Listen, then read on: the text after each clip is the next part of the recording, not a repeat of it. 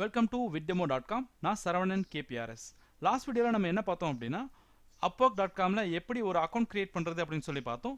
இந்த வீடியோவில் என்ன பார்க்க போகிறோம் அப்படின்னா upwork.comல எப்படி உங்கள் ப்ரொஃபைல் கிரியேட் பண்ணுறது அப்படின்னு சொல்லி பார்க்க போகிறோம். ஒன்ஸ் நீங்கள் உங்கள் upworkல வர இந்த மாதிரி மெயில் ஐடியை கன்ஃபார்ம் பண்ண பிறகு இந்த மாதிரி ஒரு பேஜ் ஓப்பன் ஆகும். அதாவது உங்கள் மெயிலுக்கு வர இந்த லிங்க்கை நீங்கள் கிளிக் பண்ணும்போது இந்த மாதிரி ஒரு பேஜ் ஓப்பன் ஆகும்.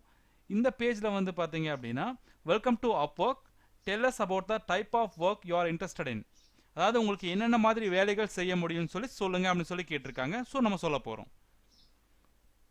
இங்கே பாருங்க, what are the main services you offer to your clients.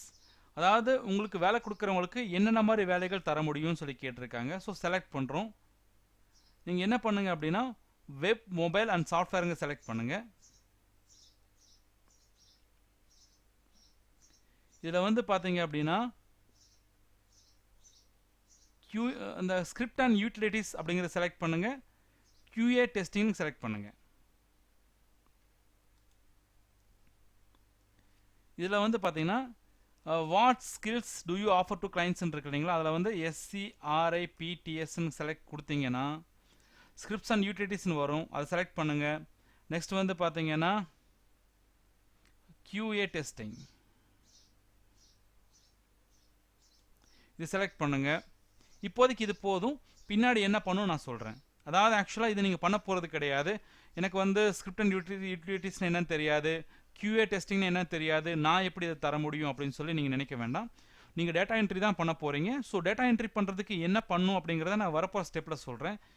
இப்போ எதுக்காக நான் இப்படி சொல்கிறேன் அப்படின்னா ஃபஸ்ட்டு upworkல உங்கள் ப்ரொஃபைல் அக்செப்ட் ஆகணும். அதாவது upworkல நீங்கள் அக்கௌண்ட் க்ரியேட் பண்ணால் மட்டும் பத்தாது.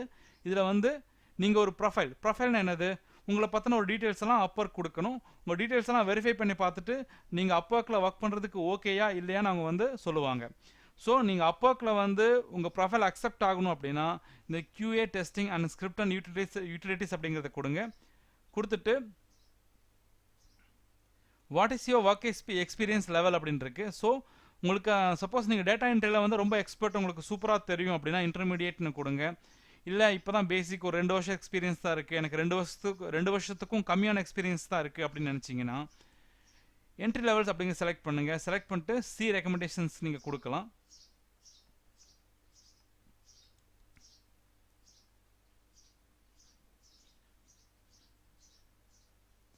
சி ரெக்கமெண்டேஷன் கொடுத்தீங்க அப்படின்னா எந்தெந்த மாதிரி வேலைகளெல்லாம் உங்களுக்கு சூட் ஆகும் அப்படின்னு சொல்லி நீங்கள் காமிச்சிருப்பாங்க. நம்ம வெப் டிசைனிங் அப்படிங்கிற அந்த கேட்டகரி செலக்ட் பண்ணதுனால வெப் டிசைனிங் சம்மந்தமான ப்ராஜெக்ட்ஸ் எல்லாம் இங்கே வருது. ஸோ இந்த மாதிரி ப்ராஜெக்ட்ஸ் எல்லாம் நீங்கள் ஒர்க் பண்ணலாம் அப்படின்னு சொல்லி காமிக்கிறாங்க. ஸோ இந்த மாதிரி ப்ராஜெக்ட் எதுவும் நம்ம ஒர்க் பண்ண போகிறது கிடையாது, ஏன்னா இதை பற்றி நமக்கு தெரியாது இல்லையா. ஸோ அதை விட்டுருங்க. விட்டுட்டு next continue to create profile. So இப்போ நம்ம எந்த ஜாபுக்கும் நீங்கள் அப்ளை பண்ண வேண்டாம், எந்த ஜாப் பற்றியும் நீங்கள் பார்க்க வேண்டியதில்லை. ஸோ என்ன பண்ண போகிறோன்னா கண்டினியூ டு கிரியேட் ப்ரொஃபைல் அப்படிங்கிறத செலக்ட் பண்ணுங்கள்.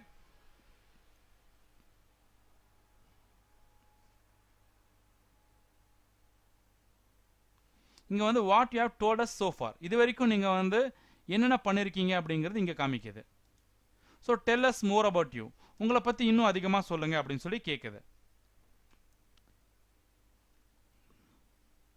இங்கே நெக்ஸ்ட் என்ன பண்ணணும் அப்படின்னா நீங்கள் upworkல ஒரு ஃபோட்டோ செலக்ட் பண்ணணும். நெக்ஸ்ட் பார்த்தீங்கன்னா உங்கள் டைட்டில், அதாவது நீங்கள் யார், என்ன பண்ண போகிறீங்க அப்படிங்கிற டைட்டில் கொடுக்கணும். உங்களை பற்றின சின்ன டிஸ்கிரிப்ஷன் கொடுக்கணும். என்ன படிச்சிருக்கீங்க, என்ன வேலை செஞ்சுருக்கீங்க, உங்களுக்கு இங்கிலீஷ் எந்த அளவுக்கு தெரியும், 1 மணி நேரத்துக்கு எவ்வளோ சம்பளம் வேணும், எல்லாத்தையுமே நீங்கள் கொடுக்கணும். இதெல்லாம் எப்படி பண்ணுறது அப்படிங்கிறத வரப்போகிற வீடியோவில் பார்க்கலாம். தேங்க்யூ.